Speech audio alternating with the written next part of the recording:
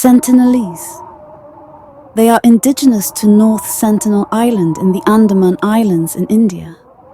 They are one of the Andaman peoples, reject contact with the outside world, and are among the last tribes to remain isolated from modern civilization. The Sentinelese rely mainly on hunting and gathering by hunting animals and fish and collecting wild plants. There is no evidence of agricultural practices or fire-making methods. It is still a Sentinelese language, unclassified, and cannot be interpreted interchangeably with the Jarawa language, their nearest neighbor. The Sentinelese are designated as a scheduled tribe. There is no exact figure for the population of the Sentinelese. Estimates range from less than 40, an average value of about 250, and a maximum of 500. In 2001, Indian census officials registered 39 people, 21 males and 18 females. He believes that this survey was conducted from afar, and it certainly does not represent an accurate number of the population spread over an island with an area of 14,700 hectares. In 2011, the Indian census recorded only 15 people, 12 males and 3 females. There is no known medium or long-term impact on the Sentinelese population of the 2004 Indian Ocean earthquake and resulting tsunami, other than confirmation that they survived its immediate effects. The Sentinelese and Andamanese indigenous peoples are often described as Negritos, a term that has been applied to various widely isolated peoples in Southeast Asia, such as the Malay Peninsula and the Aita of the Philippine archipelago, as well as other peoples in Australia, including the Aborigines of Tasmania. Distinctive characteristics of these Negrito peoples, who are not a monophyletic group, include relatively short stature, dark skin, and African-looking hair.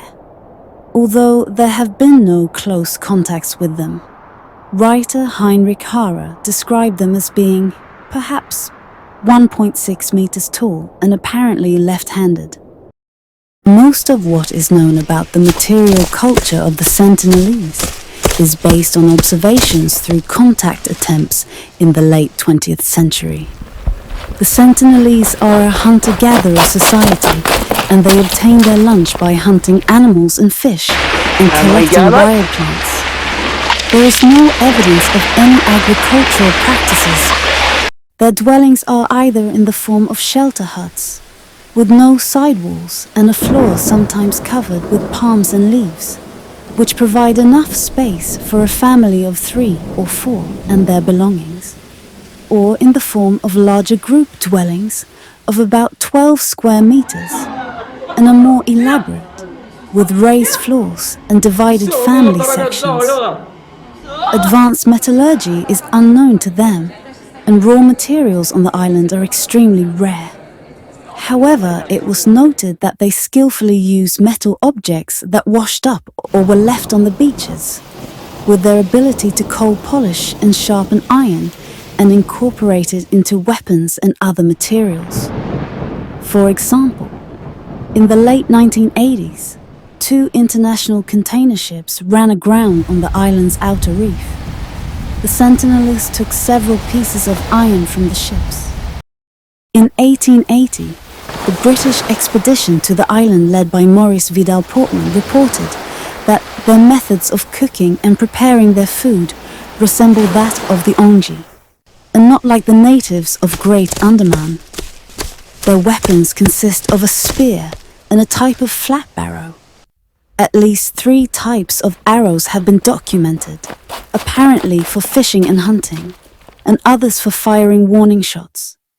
Hunting arrows have a number of forward prongs. They have oval heads, the last 2 as well as the bark attached to them under a tip made of iron. The length of the arrows is more than 1 meter. As for harpoon or spear-type arrows, They are approximately half of them, almost the same length as bows, more than 3 meters.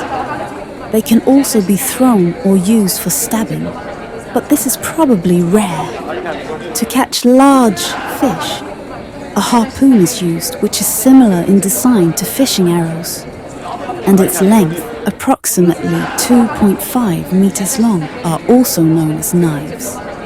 But it is unclear to what extent they are made by Sentinelese themselves.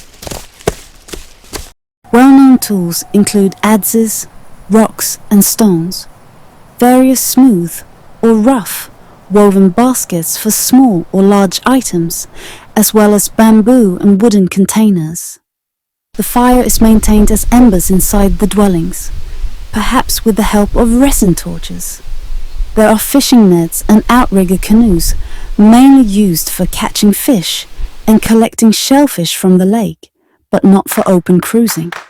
Food consists mainly of plants collected in the forests, coconuts, which are often found on beaches as floating remains, warthogs, and presumably other wildlife, apart from sea turtles, which are limited to some birds and small invertebrates. Wild honey is known to be collected by Sentinelese, using a type of tool to pull branches to collect fruit or nuts, such as the familiar sapote and pod.